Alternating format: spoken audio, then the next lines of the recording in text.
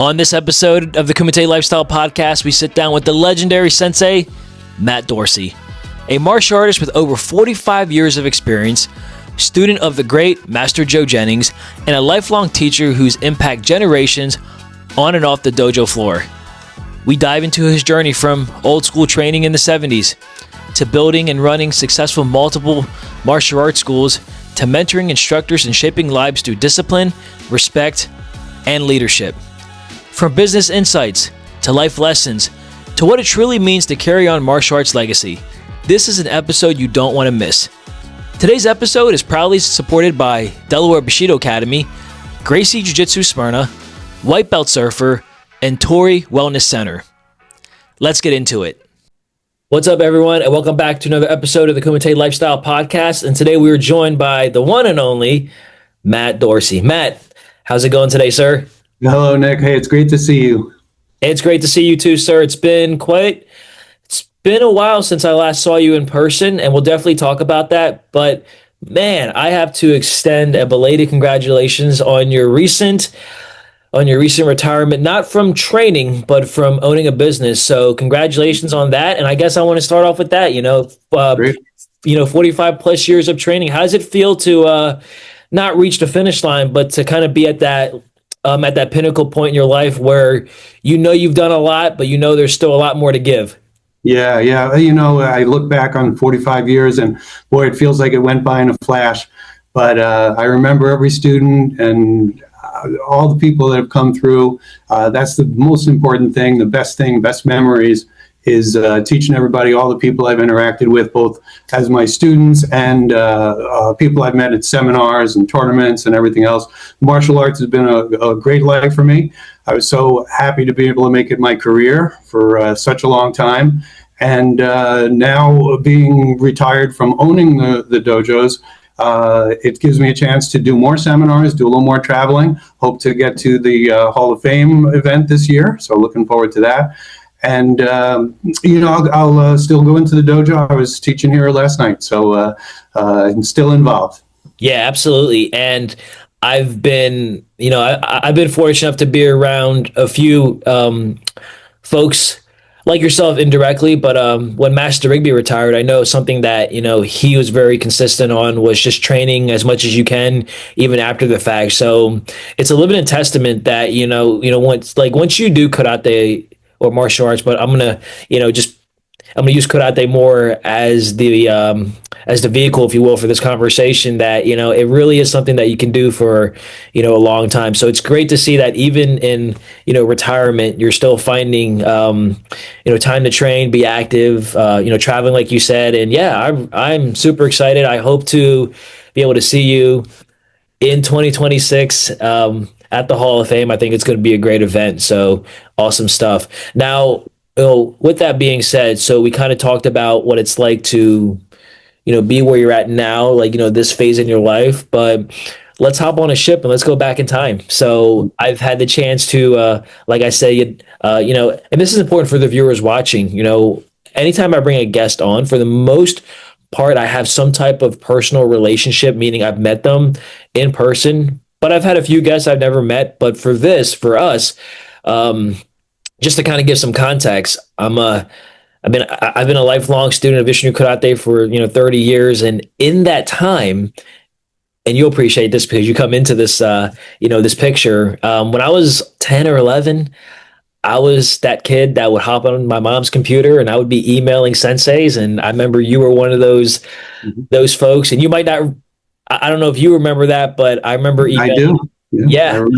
So it's cool how it kind of comes full circle, but you have such an impressive lineage, if you will, and I think impressives. I think that's an appropriate word because for anyone that especially upstate New York or kind of in that area, in the 70s and 80s, you come from such a powerhouse dojo, like a huge name, and Master Joseph Jennings. So let's talk about that. And I would love to kind of hear what was it like training back in those days? Because I hear a lot of people say, yeah, back in the old days or back in my day, it was this and that.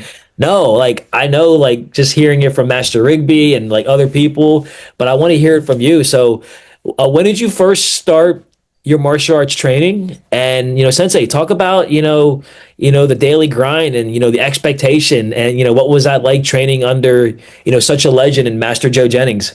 Yeah, well, that's a great story. I think I started martial arts training at 16 in Taekwondo, and continued with that until I got my black belt. But when I went to college, I went to Rochester Institute of Technology, RIT, and Joe Jennings was teaching classes there. Yeah. And so I met him as a freshman. The first couple of days, you could sign up for the different classes, and he had a table set up for people signing up for karate, and I did. I was excited about doing it, and I took every class I could take with him. He taught 2 or 3 nights a week, besides having his dojo in the town. But I would get to his classes as often as I could. And then I would also get to his dojo when I could as well. So I got the double-ended experience of being at the college and doing it at his dojo.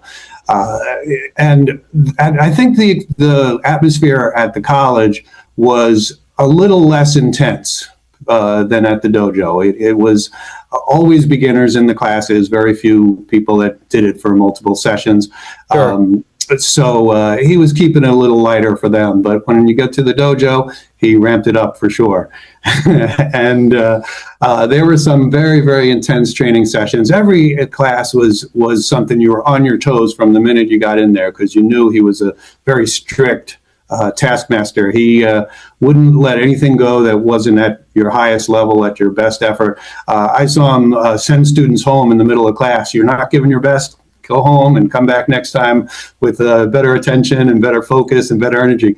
So it didn't happen to me, luckily, but for others, I saw it happen. It was a good lesson for me. When I had been at RIT at the college for a couple of years, he was teaching the class there one night, and he said, "Matt, I've got to go out for an appointment, but I want you to finish up the class." There was maybe 30 minutes left or so. And so he's gone, and I'm standing there saying, "All right, what do I do?" And I had to kind of figure it out, and ran the class. And I guess the other students gave me a good report, because from there on, he would often let me run some of the classes. And so I got a lot of my teaching experience at the college as well. Nice. But having the opportunity to train at his dojo was fantastic, because he had a ton of great students, and many of them are still my good friends that I see on a regular basis. And he also brought in from Okinawa Master Uezu many times for seminars. And that was another fantastic opportunity to train with him at the dojo there, as well as other places that he would go to. We would travel to Pennsylvania and New York, New Jersey, other places to train whenever he was doing seminars. So it was hard training, and the people that trained with him, that stuck it out, they got to a very good level. And as you know, a lot of them that are still around. They really exemplify the ideals of Isshinryu and the high level of skill, especially from Joe Jennings' teaching, as well as Uezu. Yeah, absolutely. Man, it's so awesome to hear, how you articulate from your own personal experiences, because, in those days, and again, I think, for anyone watching, there was very less distractions back in the 70s and 80s, as far as there's no social media. So, kids nowadays have, and even myself, I mean, I started in 96, so I wasn't in that era where, social media kind of took over everyone's life. But, hearing, how you started in college in the RIT, which is has a really rich history when it comes to Isshinryu karate, especially with Master Jennings, kind of spearheading that, if you will. Man, that's awesome. And then you talk about how you're in class one day, and he just looks at you and says, "All right, you're the guy now. You're teaching." So, was teaching something that maybe like was that something Master Jennings kind of already spoke to you about? Like, did he see something in you that you were like, I think at one point, I think, like, it's coming, like he'll ask me one day? Or was it just like, Like, were you surprised as well? Yeah, well, the first time I was definitely surprised, but he must have seen something in me or heard some good reports from the students that the class was a good one. And so at that point, he continued to groom me for more teaching. And when I was going to my fourth year of college, he wanted to open up an additional branch dojo near the college, and he asked me if I would teach at it. So I did, and I would schedule all my college classes in the morning, and then I'd go into the dojo at 2 o'clock or so and teach classes for the evening. But this was a brand new dojo right from the start, so there was no students initially, and there were times where I'd be looking out the door before class and wondering if anybody's going to show up tonight. Yeah. And it was old school back then, old style, that I'd have one kids class with all belt levels for about an hour and 15 minutes, and then 10 minutes later or 15 minutes later would be the teen and adult class that would go for at least an hour and a half.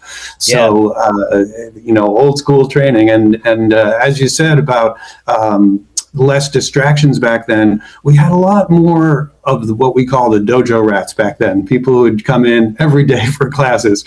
Nowadays, it's a little different. If you get 3 days out of somebody, that's a lot. Most people are 2 days. But we had a lot of dojo rats, and they became great instructors for my school as well. And some of them are still training, as a matter of fact. And one of them, Kelly Williams, she now runs the dojo operation with a partner, and is in charge of the 3 dojos that I sold this fall. Very cool, man. That's awesome. Yeah. And you know what's interesting to hear about this? I think I don't think people can really put this into some type of context, especially compared to now. But when I had a chance to speak with Master Jennings in person in California this past January, one of the things that I wanted to make sure that I asked, or the group of people that we were with asked him, was, man, he was, in my opinion, he was so far ahead of his time. Not just with his company Panther Productions, but with the training manuals, and he had a vision. And I think around 82, and please correct me if I'm wrong, but I know in the early 80s when he decided to eventually move to Southern California full time, and he left the school to you and others that he felt could get the job done. Man, did he choose right, because you guys, I don't know many people that could stay consistent for as long as you guys did, especially in the early 80s, and haven't seen the world basically change in, such a short amount of time. And, I could see if one person did it, but it was like you and like 2 or 3 other people. So what was the secret formula there? Or did you guys not have one? Was it more just like, all right, I guess this is what we're doing now, and just luck would have it, so that definitely has always been impressive. So when in 82, when you guys finally took over the schools, was there any pressure? Because I know you guys kept the name Jennings for quite a while, and I'm sure having Jennings' name was definitely good for business because of his reputation. Well, go ahead. Yes. So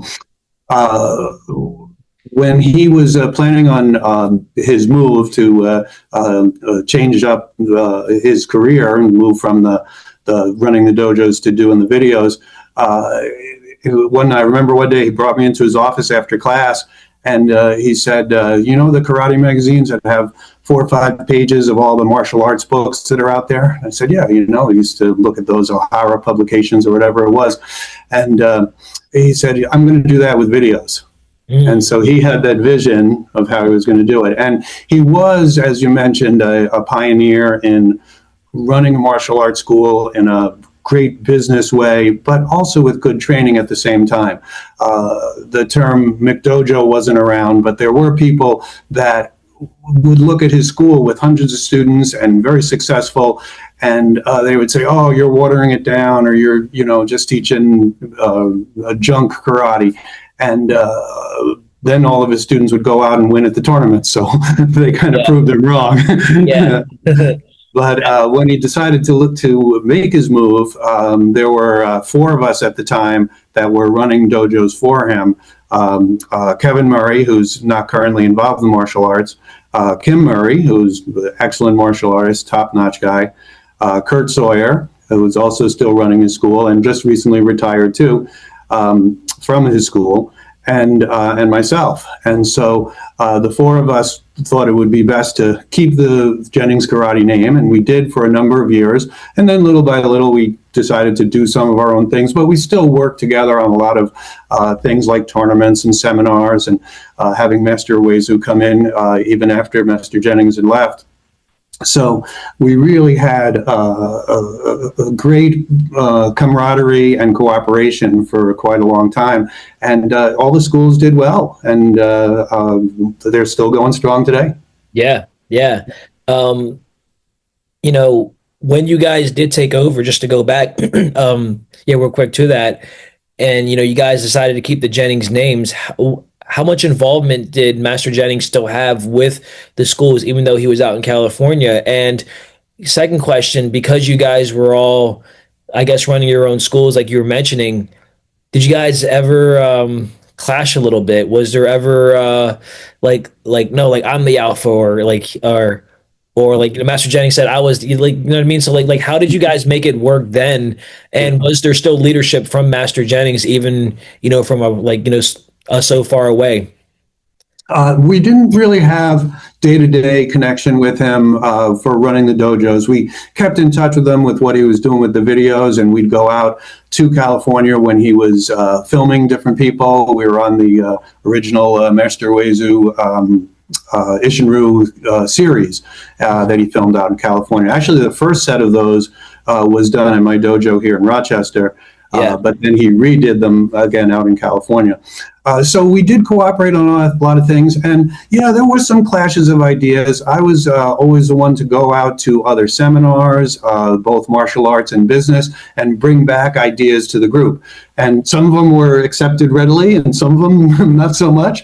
But I was willing to say, let me try it at my school. If it works, let's all do it. And if not, then Yeah. So there was some differences of opinions, and that's normal. And although we ended up not keeping the name together for the long haul, we are still good friends, and we still cooperate with each other on other things as well.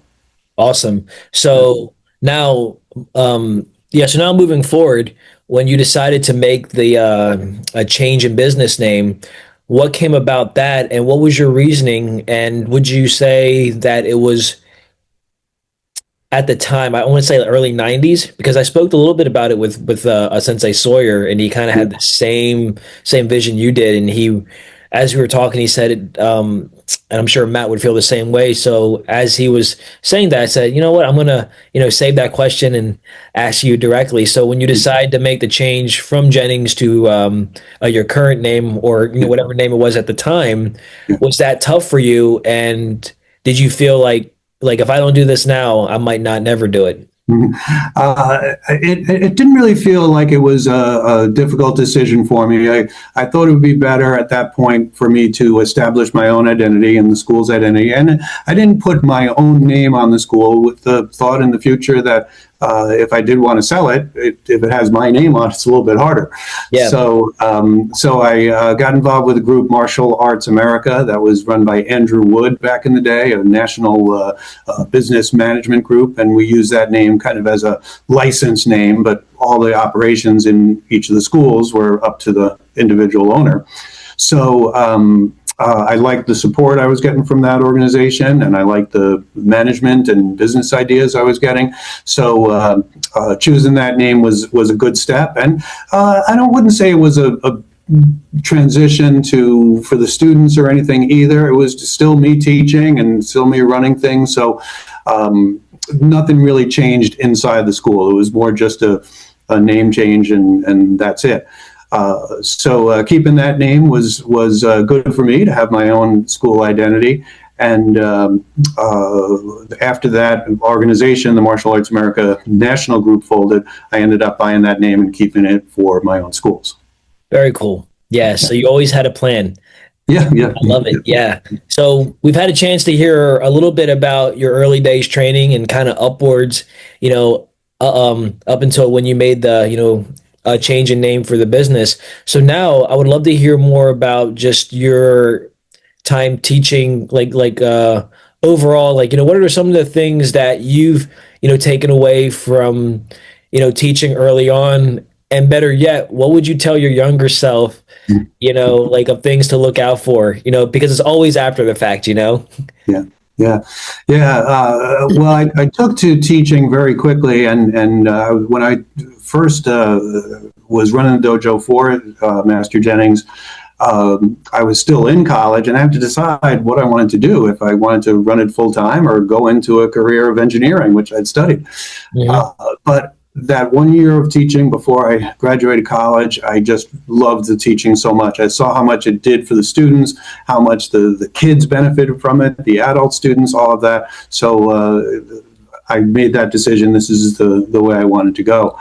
And I've always felt I was a good teacher, and at the same time, I went out and studied and learned from other teachers too. I would always go to other dojos and watch their business operations, watch their classes, see what they were doing. I did a lot of reading, a lot of studying on how to run the dojo in the best way I could.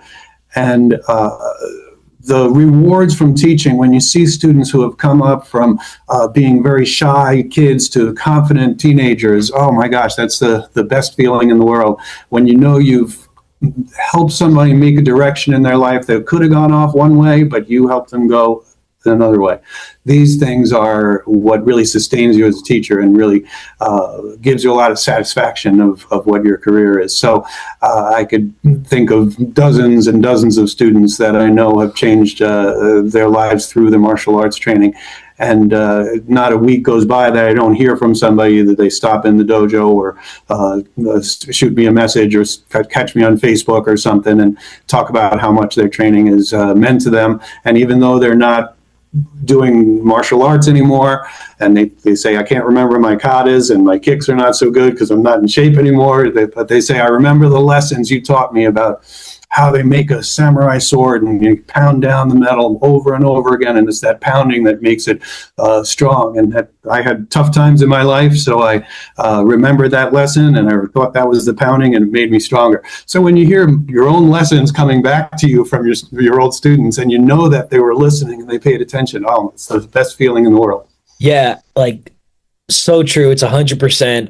And for anyone that's ever coached or, been fortunate enough to teach a group of kids, even adults, especially, yeah, sometimes I'll say things when I'm teaching and, I'll hear a student kind of either bounce it back to me or they're share it with their training partner. I'm thinking, oh, so you were paying attention. So I get it, Sensei. I get it. It's cool that you've had a chance to really hear that over the course of time. And I think our legacy is the most important thing that we want to leave, when it is our time to exit out, of this life, if you will. And something else that you said that really stands apart from most instructors, I feel, is your ability to be open-minded and network and see these other dojos. And I wonder what was kind of what drew you to do that, initially in the beginning. As a business owner, did you feel like, man, I know I'm good at what I do, but I know there's more out there? And was that something early on that maybe Master Jennings kind of implemented in your mindset? Yeah, well, he always pushed us to be our best. And I think that, along with my previous martial arts, when I had done Taekwondo, I knew there was good things in all the different styles. So why not explore and see what you can learn from taking martial arts training with other people, but also going to business seminars too and visiting the other dojos. As professional as I tried to be, there were some schools that were just leaps and bounds ahead of me, and I'm like, I got to learn from these guys. And in order to be the best, you got to train with the best, right? So yeah, that's what I would do is go out and learn as much as I could from other people. And I joined all the different organizations at the time, from EFC to Stephen Oliver's group. I mentioned Andrew Wood. Oh my gosh, there's so many others that all contributed so much, all fantastic people, just sharing ideas and helping the industry as a whole rise to its highest levels ever. Before I started martial arts, you could never have imagined people doing it for a living. Yeah. But once Joe Jennings was doing it, I'm like, oh, maybe I can do it. And then with the things I learned from him and others, I was like, yeah, it's a viable career. So now I even talk to some of my teenage students. So, what's your goal when you go to college? What do you want to study? What do you want to do in your life? And some of them are saying, well, I think I'd like to teach martial arts. So Yeah. they're seeing it themselves as a viable career as well. Yeah. Yeah, before we jump into the martial arts business and what it takes to truly run a business, something that you've done successfully, I did want to ask, aside from, your skill ability as, whether it's kata, weapons, or fighting, what were some of the most important, maybe life lessons, or maybe just on the dojo mats or, the dojo floor, as they say, that you took away from your instructor, Master Jennings, that is, something that still lives with you today? Because I can hear things that Master Rigby told me as a kid that didn't click then, but now I'm thinking, I know exactly why he told me or taught me the way he did. And obviously every generation's different. Yeah. But as instructors, we got to make do and do best with what's given in front of us. I think depending on the time period, but yeah, there's a lot of life principles or quotes even or statements that Master Rigby said, and even my instructor now, Howard Steele, have implemented to me. And now as I get older, I'm like, oh, I remember what Master Rigby said almost 10 years ago, and I get it now, So was there ever, and I'm sure there is, but what's some aha moments for you that, you could share that, your instructor shared with you that maybe didn't click then, but Mhm. maybe later on you're thinking, I see why Master Jennings did it that way. Yeah, yeah.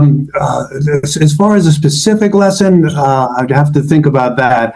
But definitely the attitude of continued training and stay focused on the basics. If your basics are good, everything else will come together.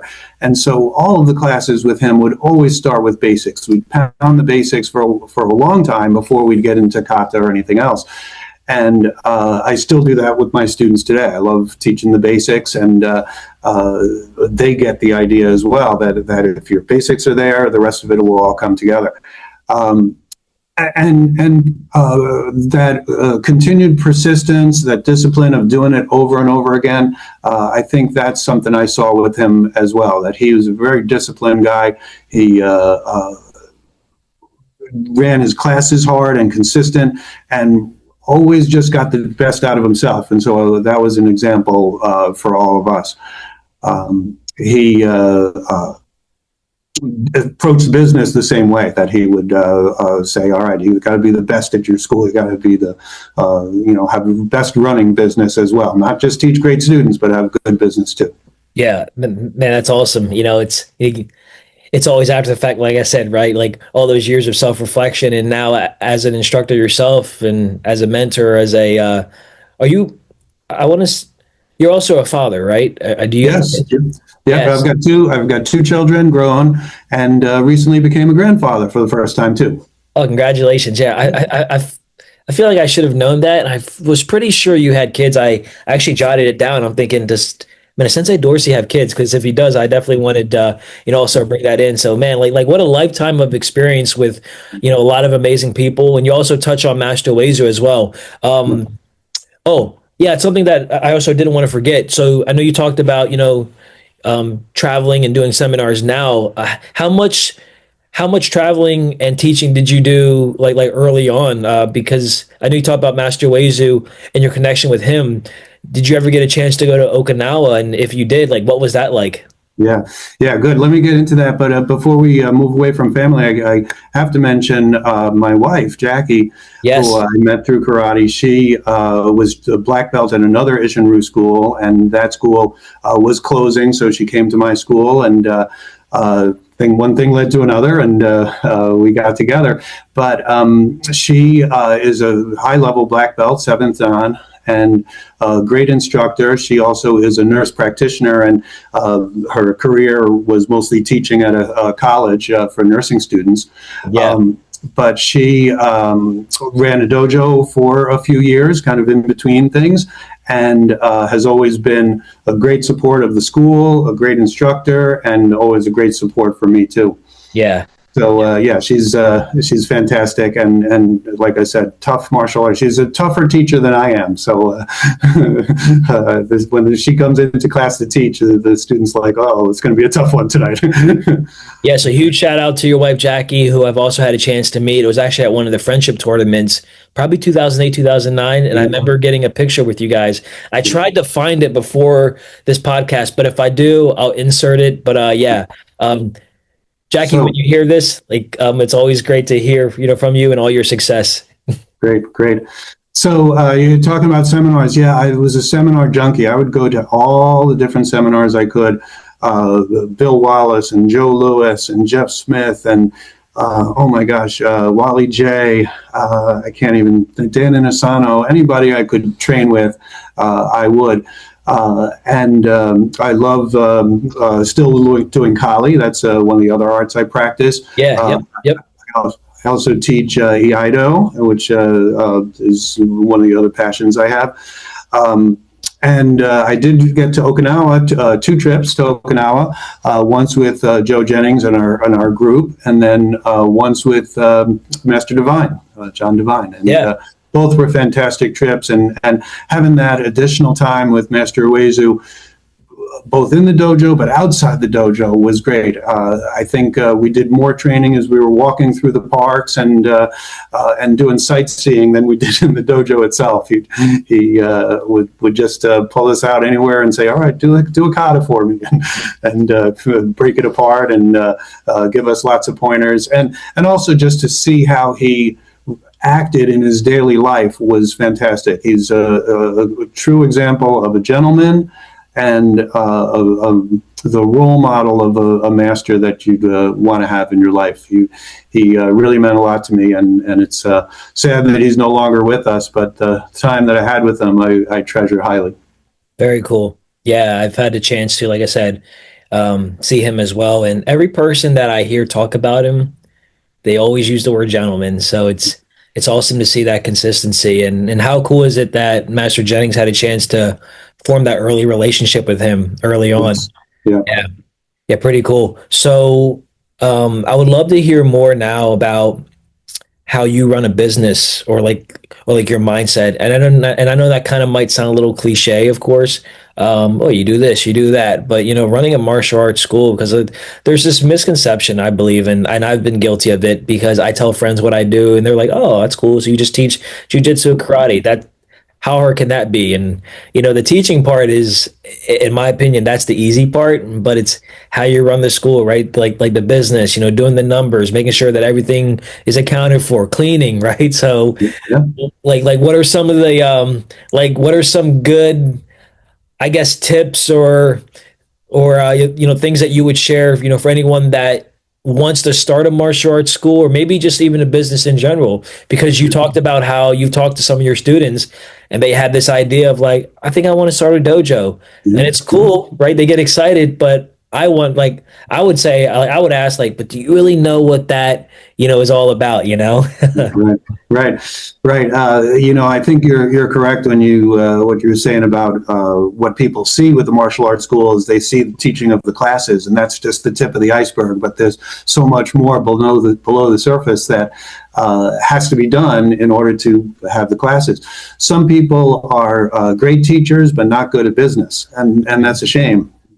Because they really could affect the lives of many, many more people if they would improve their business skills. And I think it's kind of our obligation to do those things that bring more people in the door so that we can give them the benefits of the martial arts. So Master Jennings started us off with a good curriculum. We had training manuals and class planning and things that were done on a regular basis. So that part of the organization is very important.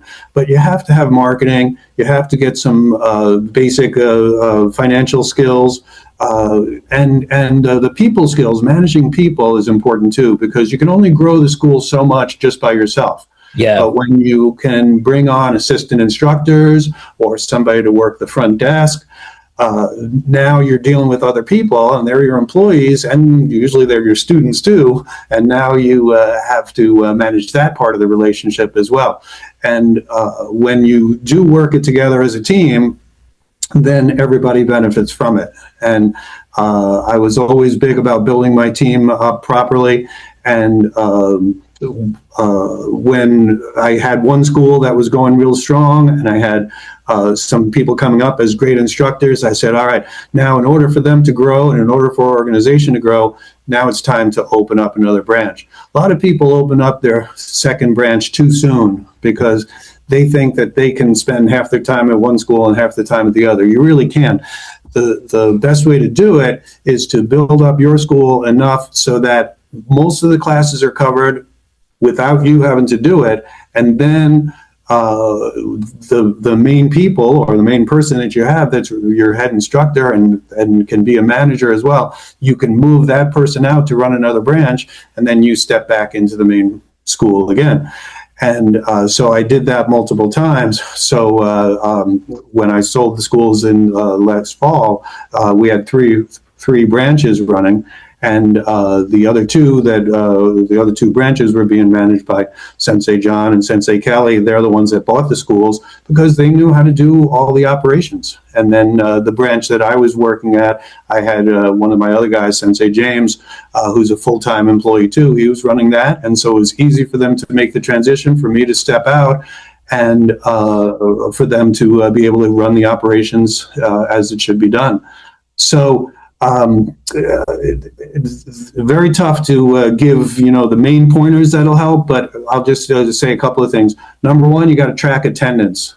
If students aren't coming in, you got to call them. If they're missing a class or two, you got to follow up, give them a call, give them a text, whatever it takes, get them back in as soon as you can. If you wait 2 or 3 weeks, it's going to be tougher. They might be gone. Yeah.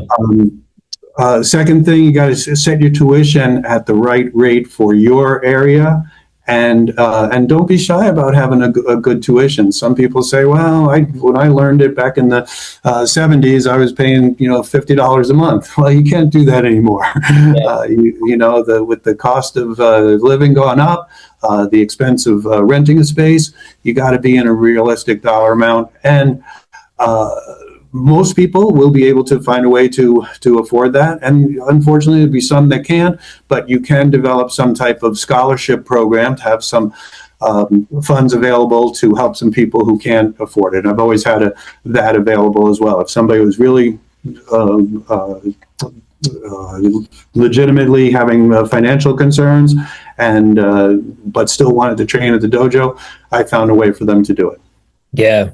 I love that you touched on the pricing and understanding that, your value is equally as important, and not just because of the area that you're in. And you're 1,000% right, Sensei. I've seen on so many, karate pamphlets or flyers. I feel like, especially in the karate industry, these instructors, these masters, and, I've seen it firsthand with folks that I know, they devalue what they're really worth. But if you go to a jiu-jitsu seminar, man, you're paying like $150.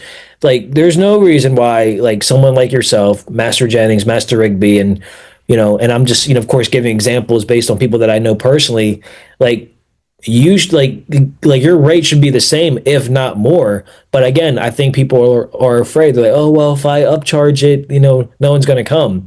Like, do you think Lexus or these expensive dealerships care about what we think about, oh, the price is too high? Because guess what? Someone else is going to step in and buy it. So I think that that bit of information that you just shared there alone is huge, especially for people wanting to start off in this business, or they're selling products. Can't be afraid to, it's like you got to know your value, and that's something that I learned early on, because if you don't know your value, like, how are you going to know what my value is, That's you right. won't. That's right. Yeah, absolutely. If you look at the time we put in to learn our profession and to have our continuing education with it, that's something that's worth a lot to the students, and people should pay a decent amount for it. I think you have to look at your value as that you are a place where people's lives change. Yeah. And if you could have a crystal ball and show the parent of that 7-year-old, this is what your kid's going to be like after 5 years or 10 years of karate training. How much would you pay for that when would they see that child has gained more confidence, has better respect for other people, has learned how to take responsibility, knows how to work hard, all those things that martial arts teaches. If they could see that through that crystal ball when the kid first signs up, they would pay thousands and thousands of dollars for that. Yeah. Unfortunately, that's not in the cards, but No, no. I wish we like. I think that would be really cool, though. It's like, hey, this is what your kid, or like even even adults coming in. I think the hardest part about martial arts training isn't even just being on the mats or the dojo floor. It's just walking through the front door for the very first time.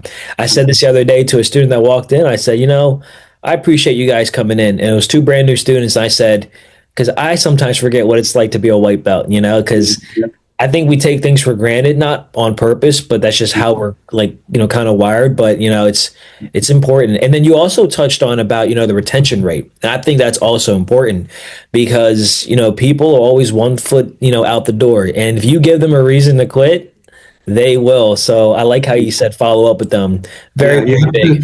you have to build your dojo into a community. At first, from people from the outside, it looks like a business. But once they come in and they get the feeling of it, and they get the atmosphere, and they understand the culture of your school, then it becomes a community that they don't want to leave. And not only the kids, but the parents as well, who are watching on the sidelines. We have to make sure we're developing a relationship with them as well, and a rapport with them.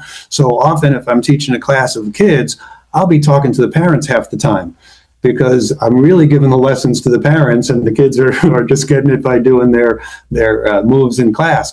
So being able to sell, if you want to call it that, from the floor, to sell the benefits of the martial arts, that's important.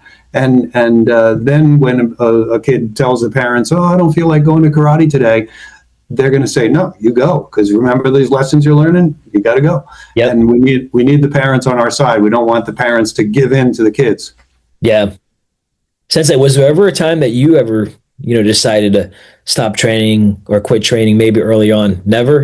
Never. No. Right from the start, from my first martial arts lesson, I said to my brother, who had taken it at the same time, I said, "I'm going to do this for the rest of my life." I just knew it. Yeah. That's awesome. So yeah, never had the feeling of stopping, but I've seen that in many students, and I've seen the signs of when a student is starting to lose their enthusiasm. So then it's the time to step in. That's what a real sensei does: is they step in and they bolster that student up. They give them the extra help. They give them the encouragement. They give them that vision for the future. Even though we can see the crystal ball of what their child's going to be like and what the student can be in the future, they can't see it, but we can. So if we can help them see that vision, that's helpful. Yeah, I agree. Has that been tough for you though, sometimes over the course of your time training? I know there's different seasons of life, and not everyone is in here for the long haul that we talk about. And I wish we could show them the crystal ball, because I think that would really, I wouldn't say it's the easy way out, or the not easy way, but it would be a good indicator of what's to come. If they could kind of see the foreshadow. But as an instructor and as a business owner, over time, how have you personally dealt with, you see a student, you invest so much time, and I love how you said about the community, and it's so true, because we don't know why people come in, but we know that once they leave, like we give them a reason to stay, and that's, self-defense. It's the curriculum, it's the community, as you were talking about. But when we see students that we know they have so much potential, and we've poured all we can, or maybe sometimes we say, you know what, maybe I could have done more, but it's always after the fact. But how have you dealt with, I don't want to say loss, because I don't want to, compare it to losing somebody, but losing a student when they decide to exit out, especially people you've been so involved with for years. Yeah. How have you dealt with that? And more importantly, what advice would you give for instructors to kind of, deal with that moving forward? Because it can be tough. Oh yeah, yeah, and for a long time, I would really feel bad when a student left. I'd think, what did I do wrong? What could I have done better? And actually, those are good thoughts to have because then it will make it better for other people. But yeah, I definitely felt disappointed. I felt let down. I felt betrayed by them a little bit too. Oh, I put so much into you and you Yeah. quit. So that's a natural feeling. But what I finally came to the understanding and realization of is that what it's my job to do is to give a student an experience and help them with their mindset, even if they're only with me for a short period of time. Even if a student's with you for 3 months or 6 months, if you've given them something that will help them in other parts of their life, then you've done your job. You can't hold on to them and keep them if their life path is going a different way. That's normal. Yeah. But if you get a student who doesn't continue with their training, and as you mentioned, some students who were with you for a long time, I've had students who earn their black belts and then you don't see them in class anymore. I It's know. like Is that it's like wild? yeah, Isn't that crazy? they got their goal and now they've moved on. But uh, all I can do is hope that what I've given them during the time of their training will help them through the rest of their life. And so I take comfort in that, and I try to teach every class with that thought that even if this is the last class that the student takes, it's going to be a great class. They're going to have fun. They're going to get something out of it, and they'll be taking something home with them too. Yeah, yeah, absolutely. And I want to bounce back real quick to your wife, Jackie. And I don't think people understand the importance of the support system, not not just inside the dojo, but from the family structure, because there aren't too many, and at least from what I've seen, I mean, and I do know because Master Rigby and his wife Judy Rigby, they were are married and they had a very successful partnership as far as running schools, but if the support isn't there, on the outside, I can only imagine how difficult that is. So, I'm sure as you reflect and just having, Jackie's support, that's had to make it so much better because sometimes your significant other or sometimes even your friends, they don't know what this is like. Like things they Right. don't know what a kata is or jujitsu or grappling. But when you have someone that's there and they see how much you love, I can only imagine how much that's helped you guys not only grow as martial artists but also as a couple. Yes, absolutely. With her being so involved in it, not as her career, but as something that she loved to do, she understands all the ups and downs. She understands the challenges with the students and the challenges of running the business. And there were times when things were tough with the business, and times we had to pull back a little bit. And these are normal things that happen in any business. But she understood that, and she knew it was always my passion to do this as my career and to. That was my decision to do in life. But she always was a big support for that. And like I said, a tremendous martial artist of her in her own right. And so somebody I could always rely on. If ever things were down, she was always there to help bring me back up. And she is as much a part of the success of the schools as I am. Very cool. Yeah. That's awesome. I just, seeing that family dynamic and, how it's helped shape your dojo and your students, moving Yeah. onward. That's cool. So one of the things I love about, what we do is when we see families come in and you see them training and they're having fun, it starts with just that. Yeah, yeah, absolutely.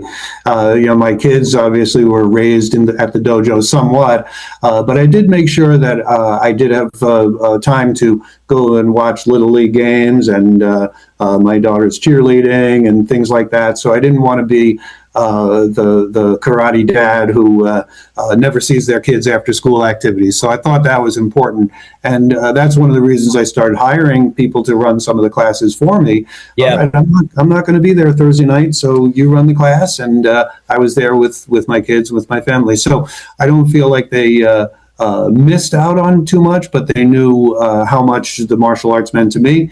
And my son got his black belt, and my daughter got up to purple belt, but then got pulled into other activities from there. But I think because my wife and I have the karate philosophies and mindset already built in, I think they got all of those lessons at home as well anyway. Yeah, absolutely. And you talk about, bringing on, not only just staff members, but people that went above and beyond. And it sounds like you've mentored and you've not only taught them great martial arts, but you taught them the business side. And when you have that, it makes everything run so much smoother. And Sensei, I gotta say, from just that alone, so my instructor, he travels. Do you know John Ingala, John Inganilla? I think John Ingalina, yes, yes, yes, yes, yes, yes. yes. Him and Howard teach the Gracie survival tactics, and there's weeks when Howard's not here, but he knows the dojo is going to run because, and this is not to boast or brag on myself, but I do an amazing job running this school. And of course, there's things that can be improved on, but overall, he never has to worry. So, as a business owner for yourself, when you've brought all these amazing people up, I know there's a peace of mind there where you can be anywhere in the world and just know, like, I know the dojo's fine. Like, how comforting is that, you know? Yeah, absolutely. And what's great about training people in the martial arts to be better teachers and to run the business is they've been your students for years. So you know their character, you know their work ethic, you know their mindset and their personality. So it's not like you're interviewing somebody for a job that you've never met them before. Yeah. So you know so much about them. So the people that I've been able to get on board have all had such strong character, and they've been brought up with the philosophy of the martial arts, and they have the culture that I was teaching that's ingrained in them. So they do it naturally themselves now. So I never had any doubts of the people that are in those higher level positions. And again, it goes down to giving your students the best that you can. I'm a pretty good teacher, I think, but I also want my instructors to be even better teachers than I am.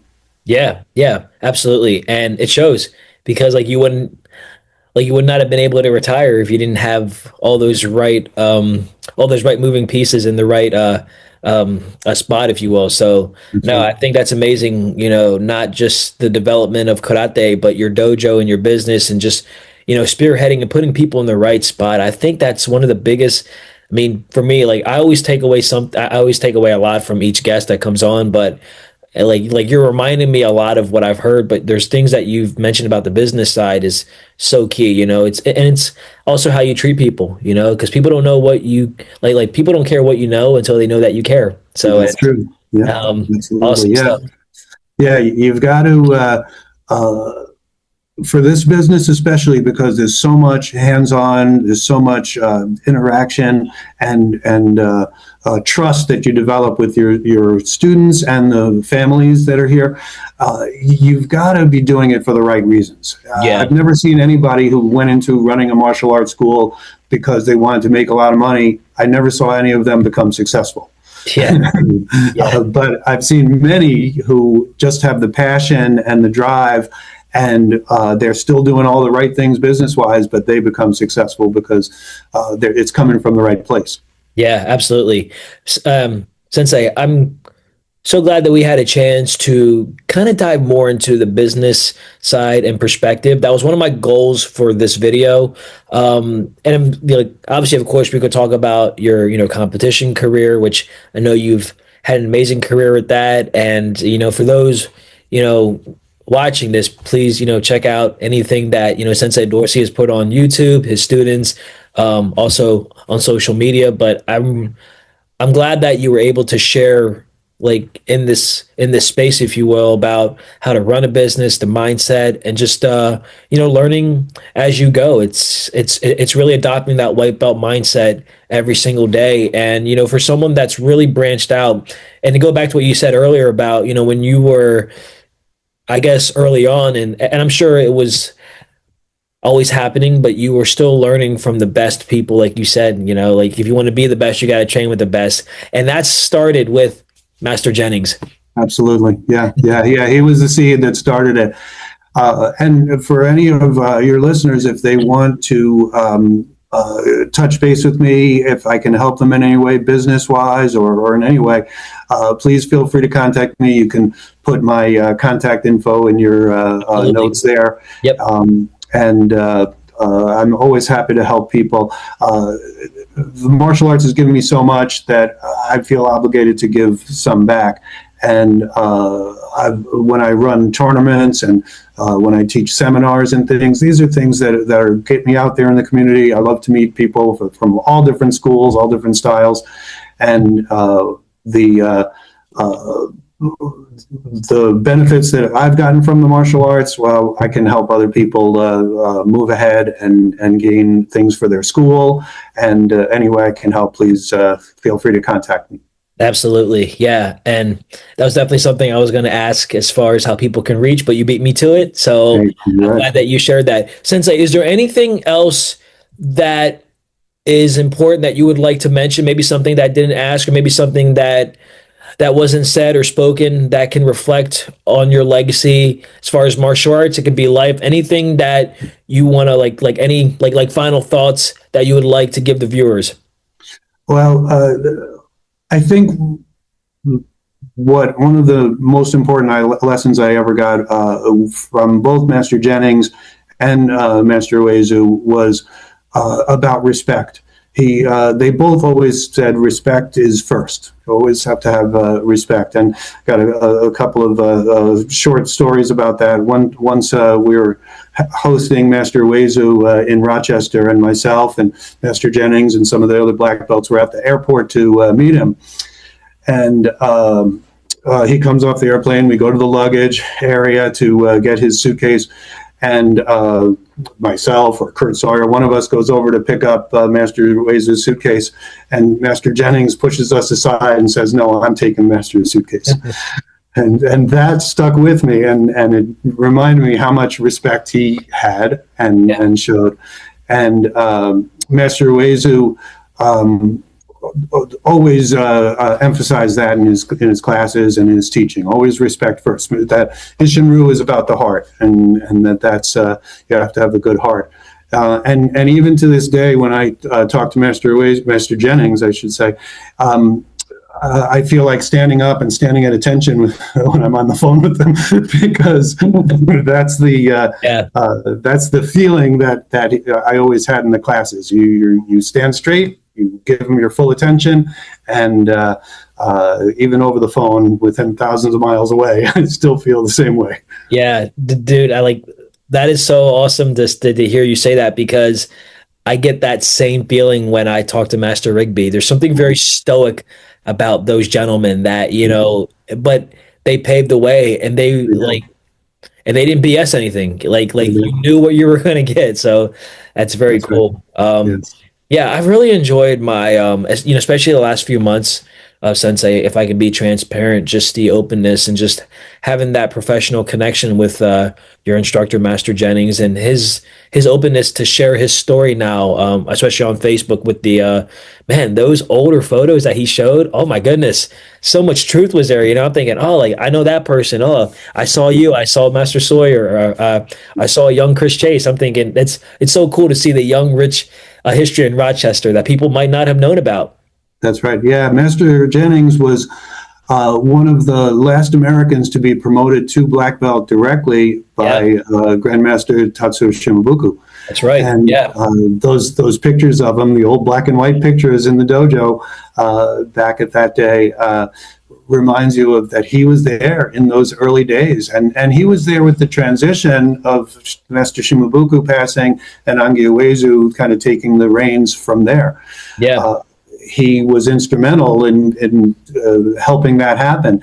And between Master Uezu's seminars all around the country and around the world, and Master Jennings promoting Isshinryu through the videos, our style has become one of the mainstream styles in the United States. It's fantastic to see, and from those people in particular. Yeah, absolutely. Yeah, it's history is important, but Yes. also when it's told correctly. Yes. I think that's also equally as valuable. Sensei, before we go, I always like to give my guests an opportunity to give any shout outs to anyone that, kind of comes to mind. And I know there's a lot of great people in your life, but if we could kind of condense it to like the last 30 seconds, if you had to, shout out anyone or, Sure. groups of people, who would it Sure. be? Sure. Well, of course, Master Angiwezu just meant so much to me. Oh my gosh, really helped form my view of how a senior instructor in the martial arts should be. Joe Jennings, Sensei Jennings, just a great man and somebody who means so much to me. All my training partners from back in the days, from Kurt Sawyer and Ken Murray, Tim Fox, Yeah. so many others. Yeah. My wife Jackie, of course, for big support around the dojos, and from my students from the past and current, and also especially to Sensei John Emerson, Sensei Kelly Williams, who purchased the dojos from me. They are carrying on the tradition and the legacy. And I always felt that my dojos, when I was running it, was to carry on the legacy that was given to me. I'm so grateful for them to be able to carry on the legacy that I've passed on to them. Absolutely. And I mean, you've done such an amazing job, and you don't have to hear that from me. I think like you've definitely cemented your place in the Isshinryu Thank you. archives, history books, if you will. And yeah, I'm so glad. I'm super honored that you were on today's show. And there's a million things you could be doing right now with your time. And time's the one thing we can't get back. So since I appreciate you for hopping on, and I look forward to hopefully connecting and maybe collaborating and seeing you in the near future. I'm excited. Absolutely. It's been such a wonderful time. I'm so appreciative of what you do with bringing people together and getting the stories from everybody, not only the current people, but also the history. I think that's important to keep that. And you're the next generation, and we need to support you in what you're doing so that you can carry things on in the future. And yeah, it's been a wonderful time being with you. My training partner is waiting for me, so I'm going to get some training in this afternoon too. Absolutely. And, I look forward to seeing you at the Isshinryu Hall of Fame tournament and maybe some other events as well. Yes, sir. Thank you so much for being on, Sensei. Enjoy the rest of your day. All right, thank you very much. Bye now.